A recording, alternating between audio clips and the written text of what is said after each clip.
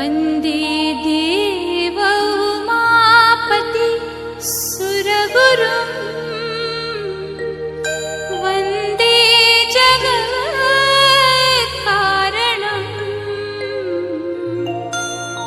वन्दे पन्नगभूषणं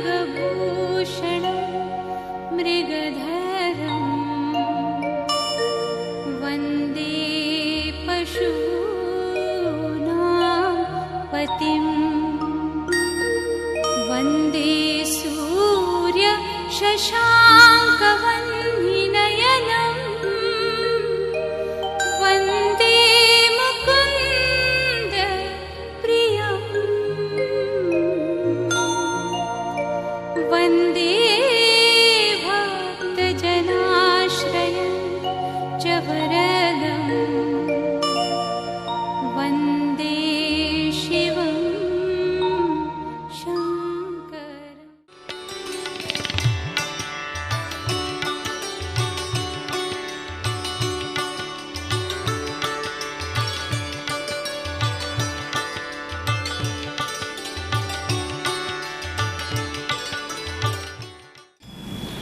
ओम ध्यानमूलं गुरुरमूर्ति पूजामूलं गुरुपदं मंत्रमूलं गुरुरवाक्यं मोक्षमूलं गुरु कृपा।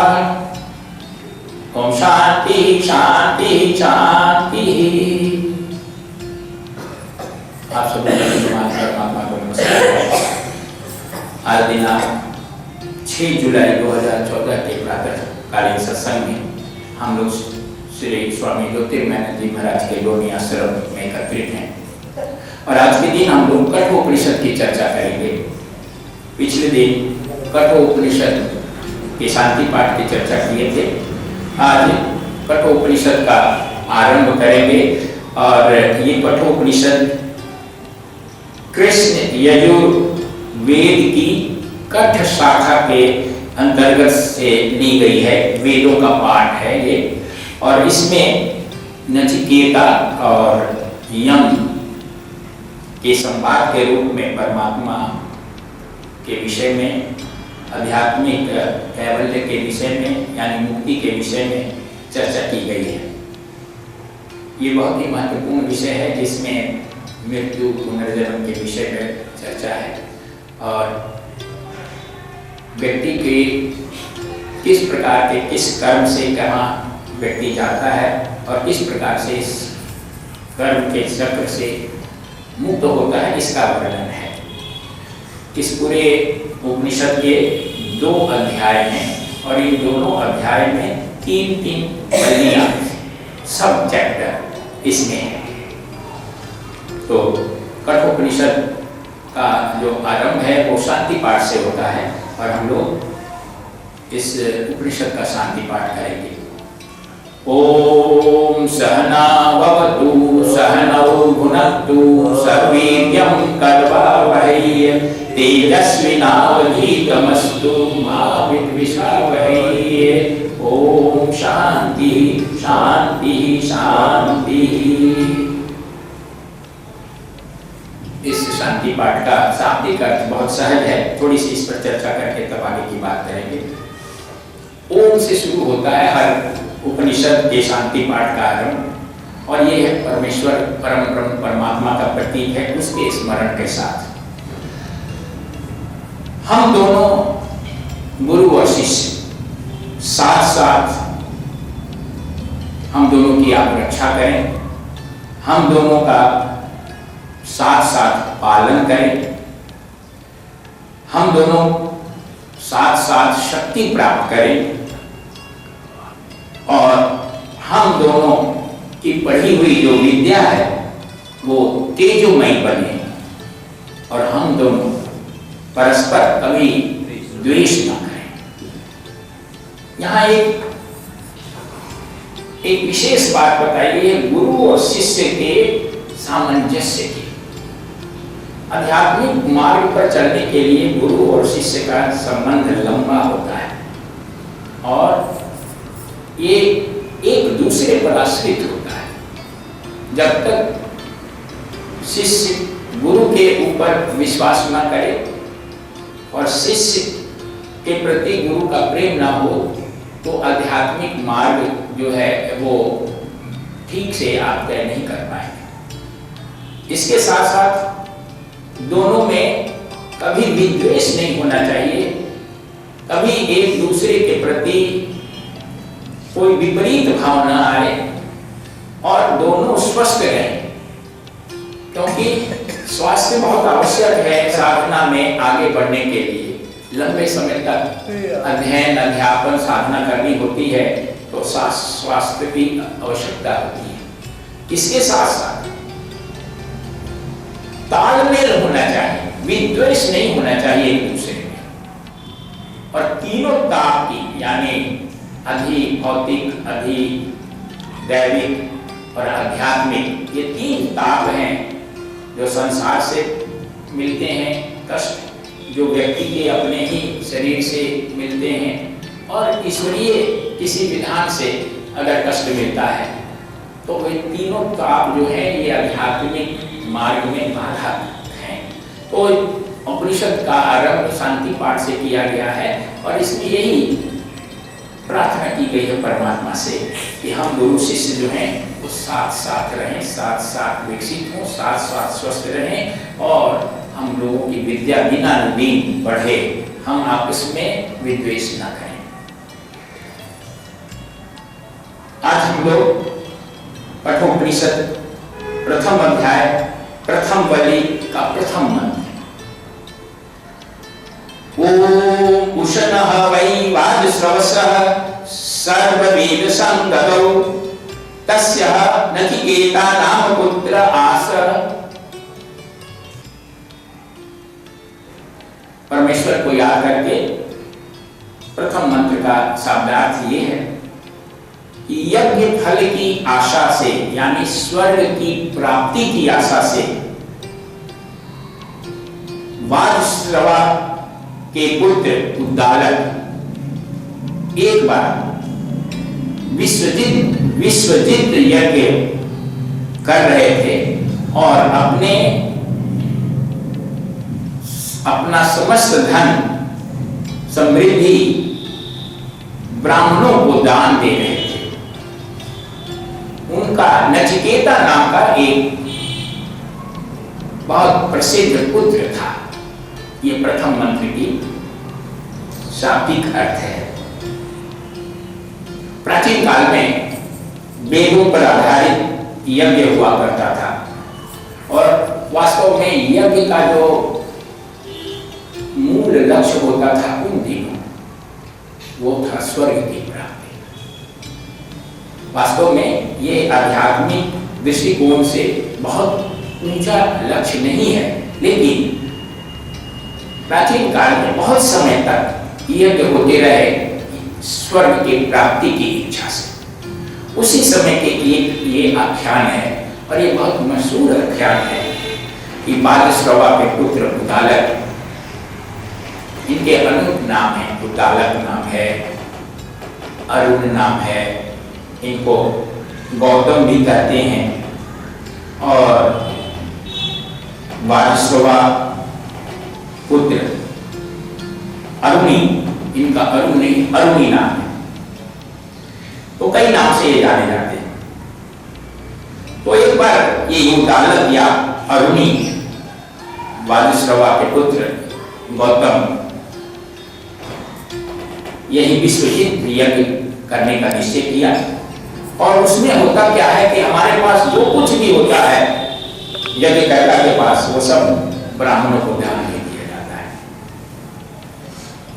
दूसरे मंत्र में तांह कुमारम सन दक्षिणासु नियमानासु श्रद्धा विवेश सो अमन्य। और जब ये चल रहा था तब दक्षिणा के रूप में देने के लिए गौएं लाई जा रही थी, गाय। 5 वर्ष का छोटा बालक नचिकेता वहां था और वहां उस समय उसके मन के ऊपर ऊंची श्रद्धा का प्रभाव था, सात्विक प्रभाव पड़ा। और वो उन गौओं को देख करके विचार करने लगा। महर्षि उद्दालक अपने पुत्र नचिकेता से बहुत प्रेम कर रहे थे और उन दिनों बस गौओं के रूप में, गायों के रूप में ही व्यक्ति लोग धन, या कोई राजा हो, ऋषि हो या गृहस्थ हो, धन उनके पास गायों के रूप में हुआ करता था। जिसके पास जितनी गायें होती थी वो उतना ही बड़ा धनी माना जाता था।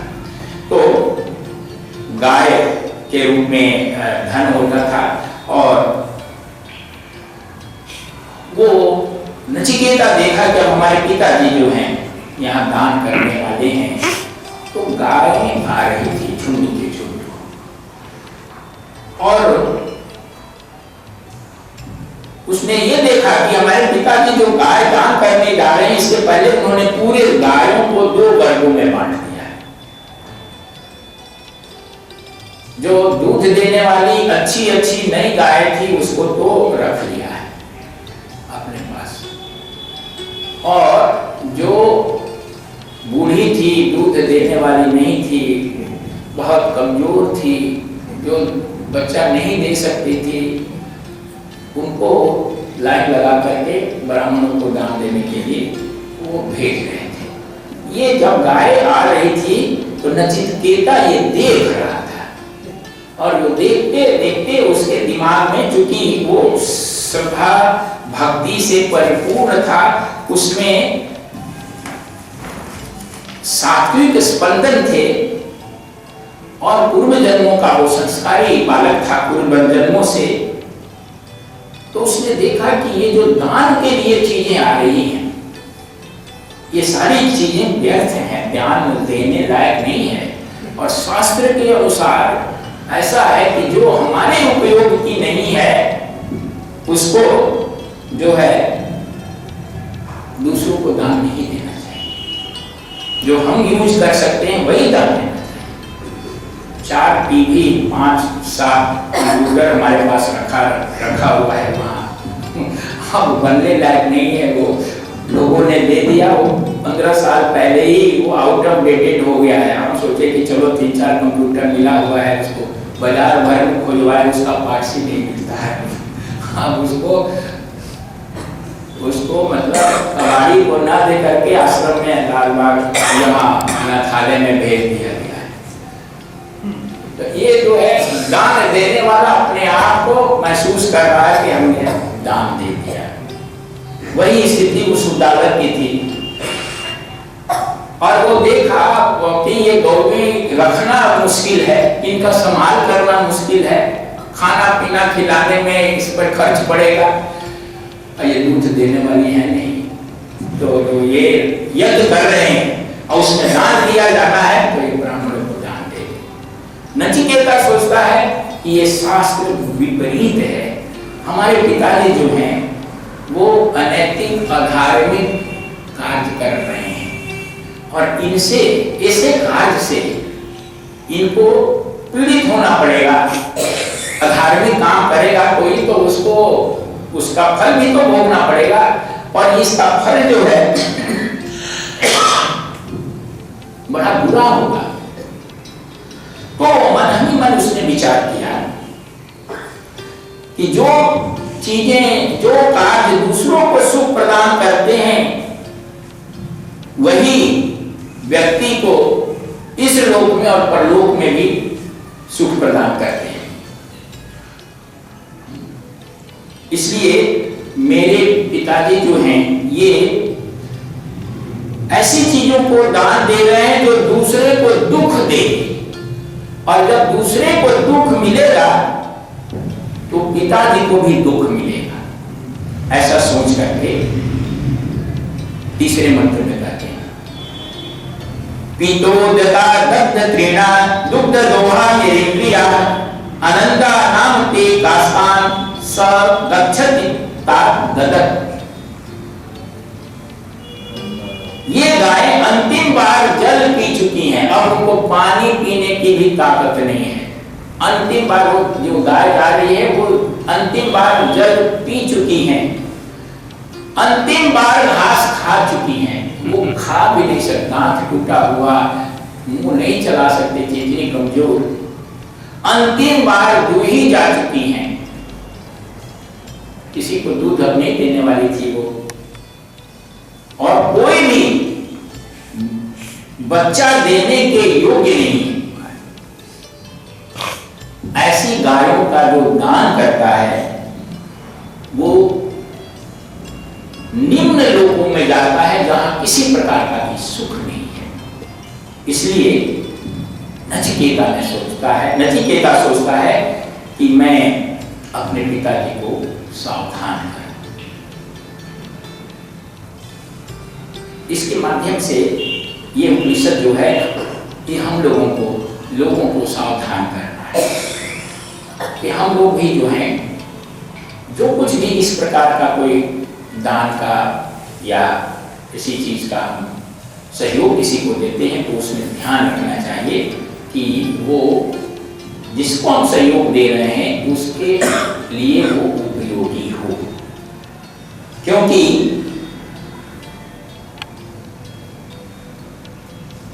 जो उपयोगी नहीं है और दान लेने वालों को कष्ट देती है, तो दान लेने वाला कष्ट में जब पड़ता है तो दान देने वाले को उससे ज्यादा भयानक कष्ट, वो नीच लोक में जाता है। नीच लोक मतलब जो मनुष्य योनि से भी नीचे के योनियों हैं या लोक हैं, वहां जाता है। गाय, पुत्र, भूमि, पत्नी, पति, ये सब सुख देने के लिए हैं, और यदि ये सुख नहीं देते हैं, ये सब चीजें जो है सुख देने के लिए हैं, और अगर ये सुख नहीं देते हैं तो ये व्यक्ति को बांधने वाले जंजीर हो जाते हैं, और ये जंजीर में बंधे हुए, जैसे दुख को हम अपने पास बांध लेते हैं, तो ये सारे चीज यदि सुख नहीं दे रहे हैं, भूमि है, गाय है, पुत्र संतान है, पुत्र पुत्री, पति पत्नी, धन समृद्धि है और सुख नहीं दे रहा है, तो उसकी पहरेदारी करने से क्या फायदा, वो तो फिर आप ऐसे ही है। भूमि आपके पास है, वो सुख नहीं दे रही है और उस केस मुकदमे में लड़े जा रहे हैं। पुत्र पुत्री है, पति पत्नी है, वो एक दूसरे को सुख नहीं पहुंचा रहे हैं, तो वो भार स्वरूप हो जाते हैं, बंधन स्वरूप हो जाते हैं। अब वो सोचता है नचिकेता कि कैसे मैं अपने पिताजी को इस नरक अग्नि से बचाऊं, और जो पुत्र अपने पिता को नरक से बचा नहीं पाता है तो वो पुत्र नहीं है, ये भी उसने सोचा। पुत्र का ये डिफिनीशन है कि वो अपने पिता को नरक से त्राण दिलाए, बचाए।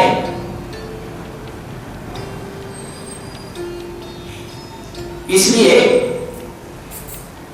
मैं चाहता हूं कि चूंकि वो मुझे बहुत प्रेम करते हैं, मैं तो एक रोकूं ही इस दान के लिए, लेकिन मैं उनका सर्वश्रेष्ठ संपत्ति हूं।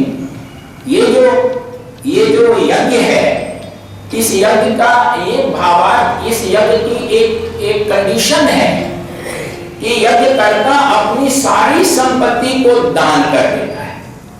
और यहाँ पिताजी गाय को अच्छी हमारे लिए रख रहे हैं, और मैं भी एक संपत्ति हूं उनकी, वो हमसे बहुत प्यार करते हैं, प्रेम करते हैं, मैं उनकी एक प्रकार से बहुत निधि हूं, खजाना हूं, अमूल्य। अब जब इस यज्ञ में दान कर देना है सारी संपत्ति को, तो वो मुझे किसे दान करेंगे, मुझे भी दान कर देना चाहिए उन्हें किसी को। तो ये भी उसके मन में एक प्रश्न उठा, तो इसलिए उसने सोचा कि मैं पूछता हूं कि वो मुझे किसे दान देंगे। और मैं जब ये प्रश्न पूछूंगा, अब वो अपने पिताजी को डायरेक्ट तो नहीं कहना चाह रहा था, 5 साल का बच्चा था, कैसे अपने पिताजी को कहेगा आप गलत कर रहे हैं, अज्ञानी बच्चा था तो कहा कि यदि मैं इस प्रकार से इनडायरेक्टली उनसे कहूंगा कि आप मुझे, जो मैं आपकी सबसे बहुमूल्य संपत्ति हूं, आप मुझे किसे दान करेंगे, तो वो इस बात को समझ जाएंगे कि ये जो गाय रखी है, ये गाय को, अच्छी गाय को भी हमें दे देना चाहिए, अलग नहीं रखना चाहिए, और ये सूखी हुई गाय, खराब गाय, बूढ़ी गाय जो नहीं बच्चा दे सकती है, इसका दान नहीं करना चाहिए। तो वो समझ जाएंगे बात।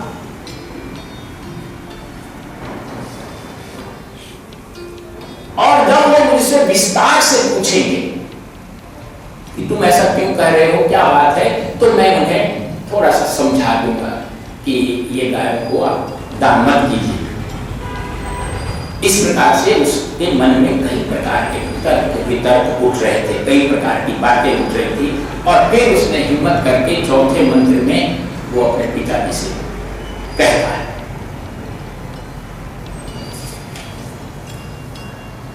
स होवाच पितरं तत्कस्मै मां दास्यसि द्वितीयं तृतीयं का होवाच मृतवे त्वा ददामि।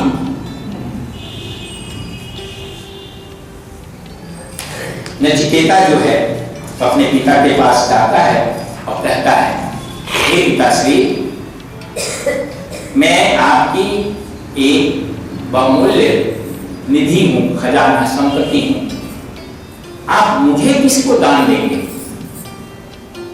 उसने एक बार नहीं, दो बार नहीं, तीन बार यही प्रश्न अपने पिताजी से किया। इस बात को सुन करके उसके पिता जो थे वो झल्ला गए और क्रोध से उसने कहा, मैं तुम्हें यम यानी मृत्यु को देता हूं। अब अपने पुत्र से इस प्रकार की बात सुन करके और उनके मन में हुआ कि मैंने तो इस बच्चे को बहुत प्यार किया है, ये तो सब बेकार हो गया, ये तो हमसे ही पूछता है कि किसको ज्ञान है, ये तो मेरा पुत्र है और ये मेरा तो इसे प्रेम करना व्यर्थ से चला गया। और इसलिए वो झल्ला करके, क्रोधित होकर के, निराशा में, झल्लाहट में कहते हैं, मैं तुम्हें मृत्यु को देता हूं।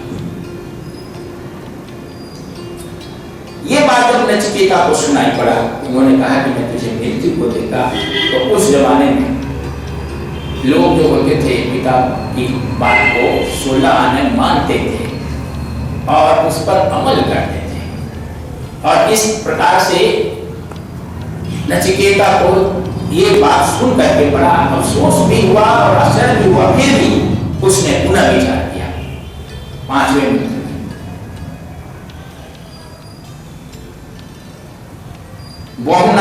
बहुनाम एमि प्रथमो बहुनाम एमि मध्यमः किं स्विधमस्य कर्तव्यं यन्मयाद्य करिष्यति। अनेक शिष्यों में से मैं प्रथम श्रेणी के का शिष्य, दूसरे प्रकार के शिष्यों में मैं मध्यम श्रेणी का माना जा सकता हूं, परंतु मैं कभी भी निम्न श्रेणी का नहीं रहा। भगवान यम यानी मृत्यु देवता का कौन सा कार्य हो सकता है जिसे आज मेरे द्वारा यानी मुझे दे करके पिताजी पूर्ण कराना चाहते हैं। जब उन्होंने कहा कि मैं तुझे मृत्यु को देता हूं, तो मन ही मन नचिकेता फिर विचार करने लगा।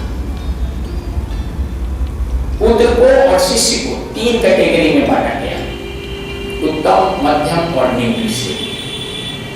उत्तम श्रेणी के पुत्र और शिष्य वो होते हैं जो बिना लिए हुए, बिना कहे हुए, बिना इंस्ट्रक्शन के वो अपने गुरु या पिता का बात जान लेते हैं और वैसा ही काम करते हैं।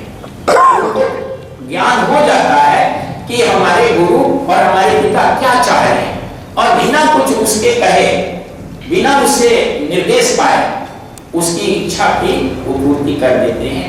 ऐसे उत्तम कोटि के पुत्र कहलाते हैं या शिष्य कहलाते हैं। मध्यम कोटि के पुत्र और शिष्य वो होते हैं जो गुरु या पिता जो आदेश करते हैं उसका वो पालन कर देते हैं, निर्देश करते हैं कि ये काम कर लो, ऐसा कर लो, तो जो पालन कर देता है वो मध्यम कोटि का पुत्र है या शिष्य।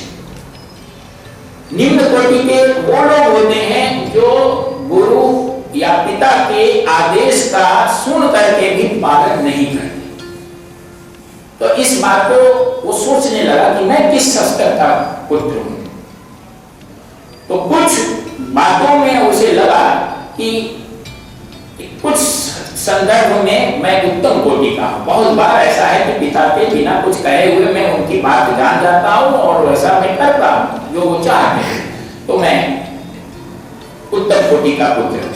कुछ चीज, लेकिन कुछ बातों में ऐसा होता है कि मैं उनके कहने के अनुसार कर देता हूं, जो वो कहते हैं वो कर देता हूं, नहीं समझ पाता हूं तो क्या चाहते हैं तो कहते हैं तब कर देता हूं। लेकिन निम्न कोटि का पुत्र तो मैं कभी नहीं रहा। ऐसा नहीं हुआ कि उनकी जो कोई आदेश है, कोई बात है, उसको मैंने माना नहीं, निम्न कोटि का मैं नहीं। फिर विचार करने लगा, अब पिता ने हमें कह दिया कि मैं तुझे यम को देता हूं, मृत्यु के देवता को देता हूं। ऐसी कौन सी बात है, ऐसा कौन सा कार्य है जो मुझे यम को दे करके हमारे पिता पूर्ण कराना चाहते हैं? हमें यम के पास देने का क्या कारण है उनको, और वो क्या कराना चाहते हैं मुझसे? यम का क्या प्रयोजन सिद्ध होगा? और फिर ये भी विचार करता है कि बिना सोचे समझे यम को देने का मतलब तो मृत्यु होती है, और मृत्यु हो जाने के बाद हमारे साथ हमारे पिताजी का इतना अधिक लगाव है, वो अपने ही पैरों पर अपनी ही कुल्हाड़ी मार दी है उन्होंने कि अपने ही पुत्र को मृत्यु दे दिया। अब मृत्यु होने के बाद हमसे वो इतना स्नेह करते हैं, तो मेरे मृत्यु के बाद वो कितने पीड़ित होंगे, कितने दुखी होंगे। उन्होंने तो अनजाने ही अपने ऊपर अपना दुख ओढ़ लिया। अब ये इस तरह की अनेक प्रकार की बातें उनके मन में उठने लगी, क्योंकि जब मैं यम के पास चला जाऊंगा तो उन्हें बहुत दुख भोगना पड़ेगा। मेरे बिना वो एक पल भी सुखी नहीं रह सकते, और उनके दुख के कारण मेरा हृदय जो है दुख से पीड़ित हो रहा है। मुझे बड़ी चिंता है, और यदि मैं यमदेव के पास नहीं जाता हूं तो ये उनकी अवज्ञा होगी।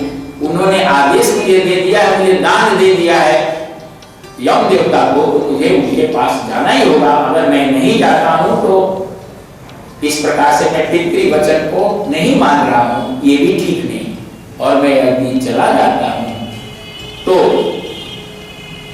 उन्हें दुख होगा। इस प्रकार से वो बात सोचता रहा, अपने मन में विचार करता रहा, और फिर उसने अगले मंत्र में वो कहता है, अनुपश्य यथा पूर्वे प्रतिपश्य तथा परे, सस्यमेव मर्त्यः पच्यते सस्यमेवाजायते पुनः। आपके पूर्वज पितामह दादा परदादा जिस प्रकार आचरण करते आए हैं उस पर आप विचार कीजिए, और वर्तमान में भी दूसरे जो श्रेष्ठ लोग जो आचरण करते हैं उस पर भी आप जरा अपनी दृष्टि डालिए, और फिर अपने कर्तव्य का निश्चय कीजिए कि मैं जो कर रहा हूं क्या वो अपने पूर्वज के श्रेष्ठ कर्मों के अनुसार या अभी श्रेष्ठ पुरुषों का जो कर्म कर रहे हैं उसके अनुसार मेरा कर्तव्य जो है उनके अनुरूप है, उसका निश्चय कीजिए। ये जो मरण धर्मा मनुष्य है, ये अनाज की तरह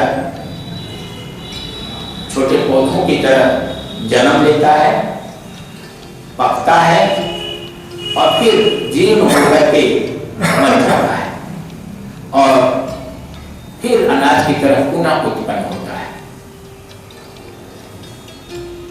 इस प्रकार से उन्होंने, नचिकेता ने अपने पिता को बहुत ही इंगित रूप से, इनडायरेक्टली ये बात को उनकी तरफ इंगित किया। आप अपने पूर्वजों को, अपने पिता, अपने दादा, अपने परपिता को देखिए, उनके कितने कैसे उनके आचरण थे, और वर्तमान में जो महान लोग हैं उनके आचरण पर विचार कीजिए और अपने आचरण को देखिए कि आप क्या कर रहे हैं। मरना तो सबको है।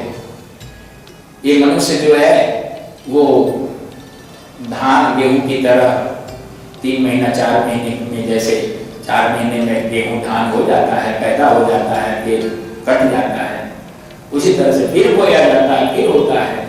वैसे ही ये मरण धर्मा मनुष्य जो है वो जन्म लेता है, मरता जाता है, लेकिन अपने कर्म को हमेशा उन्नत बनाए रखना है, हमेशा इसको नैतिकता के आधार पर, धार्मिकता के आधार पर श्रेष्ठ बनाए रखना है। इन मंत्रों के माध्यम से नचिकेता के द्वारा इस उपनिषद में यही स्पष्ट किया गया है कि हम लोगों को अपने हर कार्य के ऊपर एक पैनी दृष्टि रखनी चाहिए। हम क्या कर रहे हैं, क्या बोल रहे हैं, क्या सोच रहे हैं, और विशेष करके आध्यात्मिक कार्यों में, आध्यात्मिक जो साधना है उसमें हमारा जो उद्देश्य है, गहन जो हमारी भावना है, क्या वो भावना दिव्य है या हम कहीं धोखा दे रहे हैं। यहां पर उद्दालक ऋषि एक प्रकार से आत्म प्रवंचना में है, आत्म प्रवंचक हैं, अपने आप को धोखा में डाल रहे हैं। हम यज्ञ कर रहे हैं और यज्ञ करके दान भी दे रहे हैं, अपना सर्वस्व भी हम दान कर रहे हैं। अपना दिमाग जो है इतना अधिक अच्छी तरह से हमें समझा देता है कि हम बड़े भारी यज्ञ करने वाले हो गए, अपना सर्वस्व दान दे दिया, 1000 गाय दान दे दी, 10,000 गाय दान दे दी। लेकिन हमने किस प्रकार की चीजों को दिया, मूल रूप से अपना जो सब चीज है बचाए रखा, धन भी बचाए रखा और जन के रूप में जो पुत्र है उसको भी बचाए रखा, और इस यज्ञ में अपना सर्वस्व दान देने की बात भी होती है। तो इस प्रकार की जो वृत्ति है, इस प्रकार की जो सोच है, ये केवल उद्दालक ऋषि की ही नहीं है, ये हम आप सबकी होती है। हम बड़ा शॉर्टकट, बड़े तरीके से अपने आप को समझा देते हैं कि बाल बच्चे को पालने के लिए थोड़ा झूठ भी बोलना पड़े तो कोई हर्जा नहीं है, कहीं किसी को ठगना पड़े तब भी कोई हर्जा नहीं है, अपना व्यवहारिक कर्तव्य को निभाने के लिए कहीं लड़ाई झगड़ा मारपीट करनी हो तो भी अच्छा है, ठीक है। ये बहुत सारी चीजें हम लोगों को, लेकिन एक बात जान लेना है, ये हम अपने आप को ही धोखा में डालते हैं, धोखा में रखते हैं। कोई किसी का न पालन करता है, कोई न किसी को बचाता है, न कोई किसी का रक्षक है, न किसी का कोई भक्षक हो सकता है। हम किसी की रक्षा क्या करेंगे जब हम खुद अपनी रक्षा नहीं कर सकते। ये बड़ा भारी डिवाइन प्लान है, एक योजना है जिसमें सब लोग रक्षित हैं। और यही इसीलिए जो है ना, वो महाभारत की कथा के लास्ट में बताया गया कि चिड़ियों का 2 अंडा जो है वो नीचे गिर गया। महाभारत युद्ध चल रहा था, उसमें हजारों महायोद्धा जो है जिनकी मरने की कोई संभावना नहीं थी, सब मर गए। लेकिन महाभारत वार के खत्म होने के बाद वो छोटे छोटे चूजे उसमें से निकल आए अंडे में से, और वो बचे रह गए। हाथी के हौदे में से एक बड़ा घंटा आकर के उसके ऊपर गिर गया, और पूरे महाभारत खत्म होने के बाद तक भी वो छोटे छोटे 2 बच्चे बचे रह गए। जिसमें बड़े बड़े महारथी चले गए, उसमें ये चिड़िया के बेसहाय बच्चे भी बचे रह गए।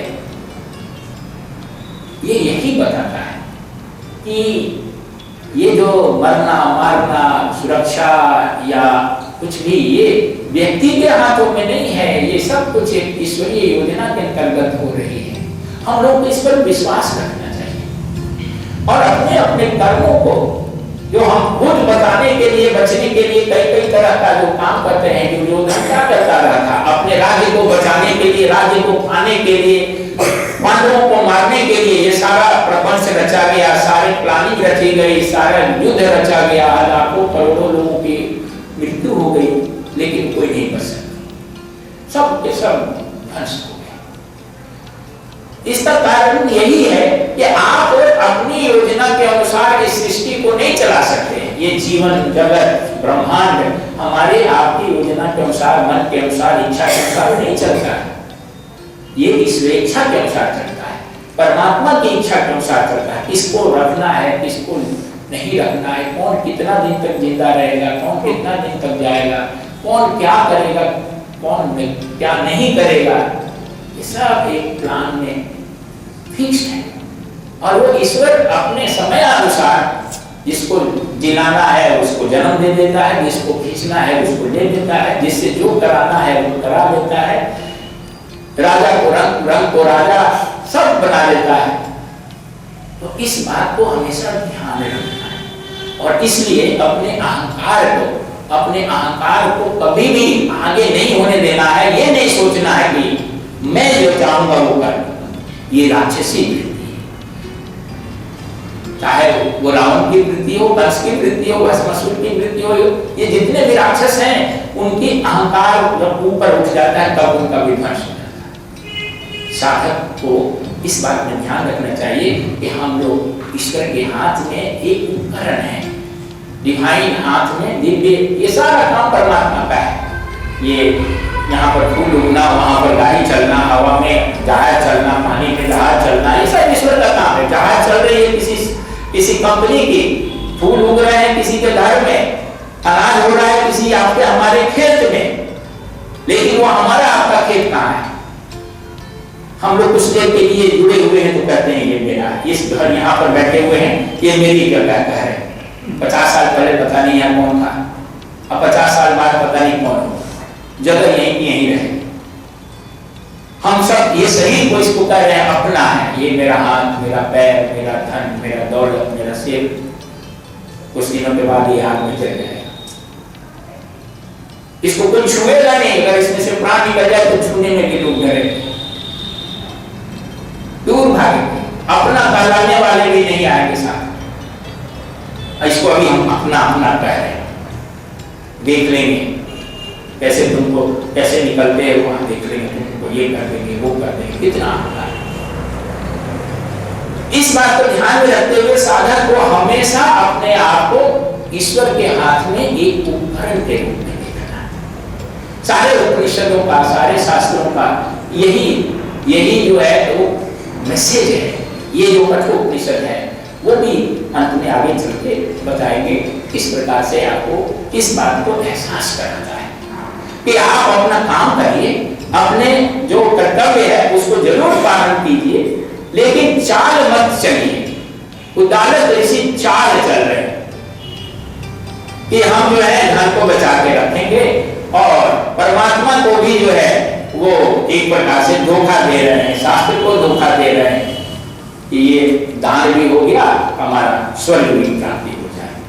तो आज इसी 5वें मंत्र का कठोपनिषद का हम लोग आज अध्ययन इतना ही करेंगे। अगले मंत्र का अगले दिन इसका अध्ययन करेंगे। आप लोग अपनी ओर से, आश्रम की ओर से हार्दिक आभार और धन्यवाद।